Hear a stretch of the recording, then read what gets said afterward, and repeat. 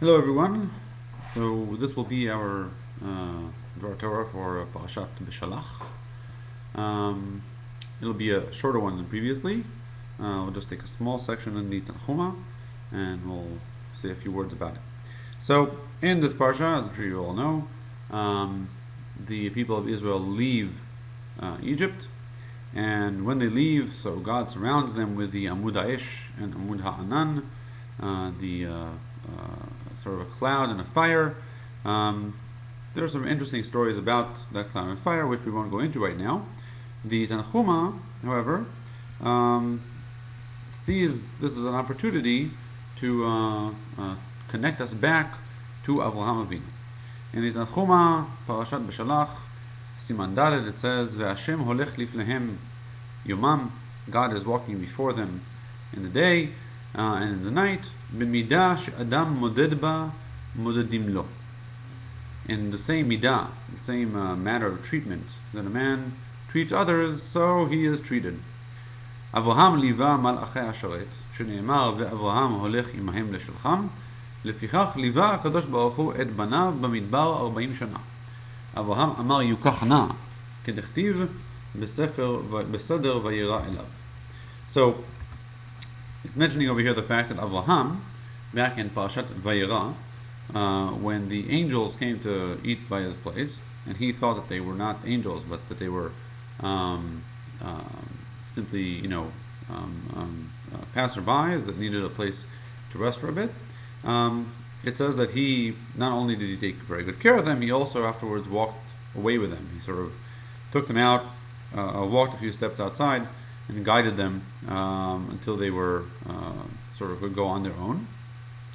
And so it's saying, just like Avraham treated them with sort of extra care, לפיכך ליווה הקדוש ברוך הוא את בניו במדבר 40 שנה. That's why the Kadosh Baruch Hu, God, was there with them in His presence, as it was expressed in the pillar of fire and the pillar and the cloud for 40 years. Avraham amar yukach na v'chulei ki dechtiv beseder vayera elav.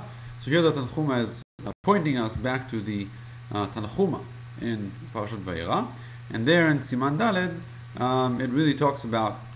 It says the following thing. We won't read the whole thing; it's pretty long, but it again sort of draws this parallel that the way that Avraham treated the three angels, the three visitors, at the time, is the way that God later on will treat the people of Israel. Okay? So, for example, it says, God says, "B'schar chayecha shebizchutcha ani achus al banecha."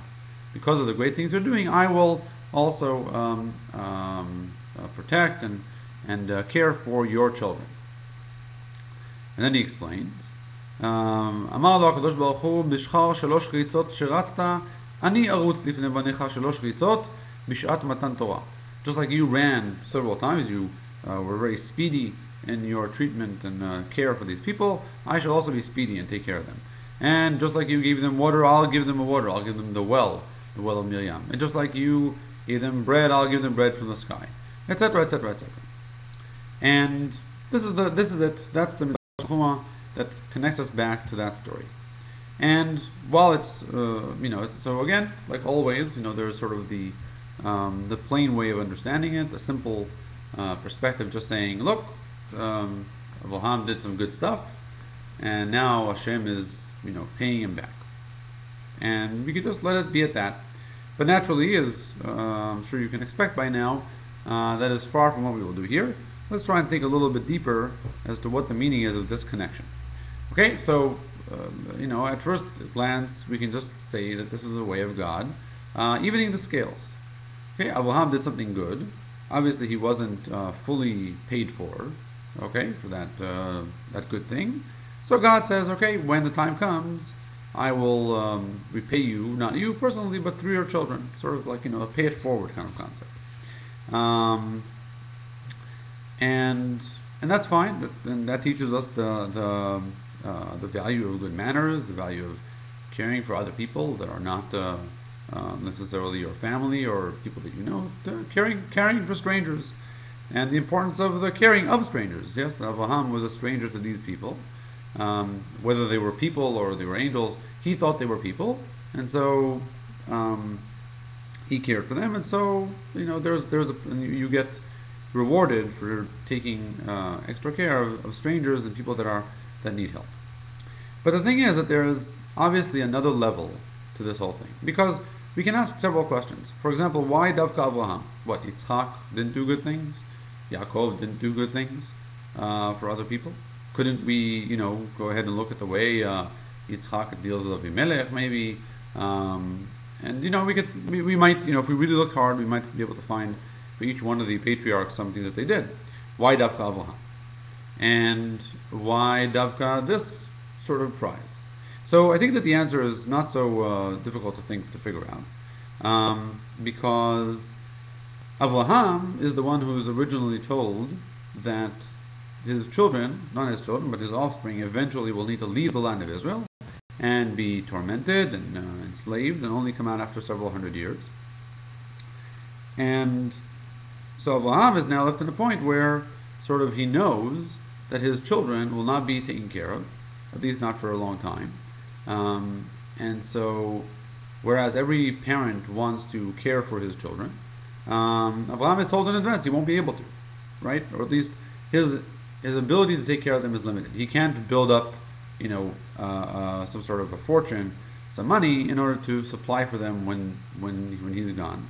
Because he could do it, but it will only last a generation, 2 generations. That's it. Nothing that he's doing is going to last, because eventually they're going to leave the land of Israel, go down to Egypt, and they'll be enslaved there. And so God, which announced this to Avraham, and it's a very good question why this happens. We won't go into it today. Why Brit Ben Avatarim occurs, why we have to go through Egypt. It's not of our discussion right now, but in the relationship of Avraham and the Kadosh Baruch Hu, there is some unfinished business, because Avraham basically can say, listen, I want to care for my children, you're not giving me the option. And so what does Hashem say? Everything you do now will be paid back later on to them. Okay? And this is maybe something about the concept of Zchut Avot that we mentioned a lot of times, that the Zchut of the Avot, the great things that they did, is something that we can rely on, call upon, to try and sort of grant us mercy from God. Part of this is because the Avot weren't given the option to sort of affect their children and the outcome. So they couldn't have built anything for them. And so now Hashem comes along and says, okay, so I will pay them back there. This actually has like another level to it, even before we go on to another facet of this same idea, which is that if you think about it, the people of Israel over here are very similar to Avraham. Okay? Avraham, in the story that we're referring to, is settled down. He has his own tent, he has his own trees, he has his own food and stock and livestock that he can rely on, and he uses that to feed these strangers. The people of Israel are not parallel to Avraham in this story. They're parallel to the strangers. These poor people walking around in the desert with nothing of their own, nothing that they need somebody to help them. They need a place to rest. And when the people of Israel leave Egypt, that's who they are. They're not individuals, they're not 3 people. There's several million people walking around in the desert in hostile territory. Nobody wants them. Nobody wants to take them in. Once they reach Israel, eventually they'll need to fight for it to get in. And so they are in the position of those 3 men that Avraham takes in. And so Hashem is saying to him, you took care of these people, I will take care of your people in the same way. Okay, something like what goes around comes around. And you never know, maybe today you're up and tomorrow you're down. And if you don't take care of people when they're down, then when things come around, the society that will be surrounding you will be such that nobody will be able to take care of you. And this again goes to the same point, that Avraham and Yitzchak and Yaakov really couldn't have affected that.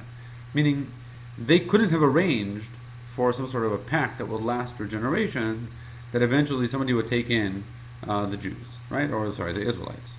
Okay, so then Hashem says, well, because I'm shifting the course of history in a certain way for reasons which are not important right now, I will be the one to take them in. I will be the Avraham when the day comes that they need somebody to take them in. I'll give them food, I'll give them water, all those things that would have been more appropriate if you, Abraham, could have set things up in a way that they wouldn't need all that.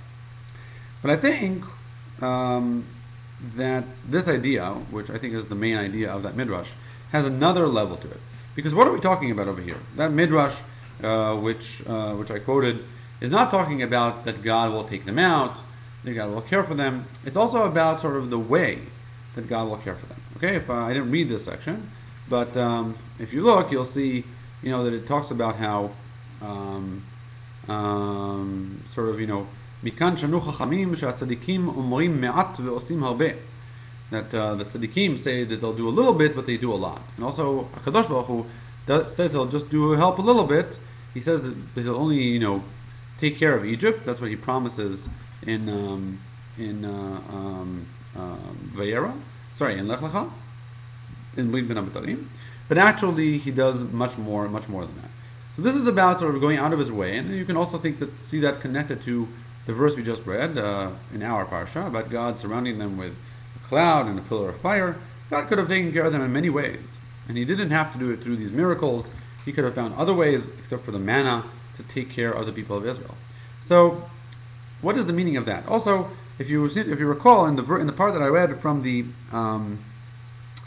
midrash, it also mentioned that God would be there for them on their way to Mount Sinai. Now, that's not the only thing that's mentioned there, but I want to sort of work in specifically the path from leaving Egypt to Mount Sinai into this idea. And that is that Avraham not only lacked the ability to care for his children in the material sense.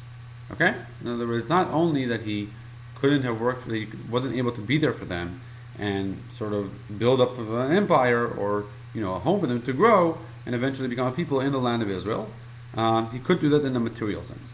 But also, because of the nature of their subjugation, of their slavery, he couldn't do that either on a spiritual level. There are different opinions as to how righteous or unrighteous the people of Israel were when they left Egypt. But it's clear that they weren't on a very high level. They might have been on not the lowest level, but they definitely were at a high level.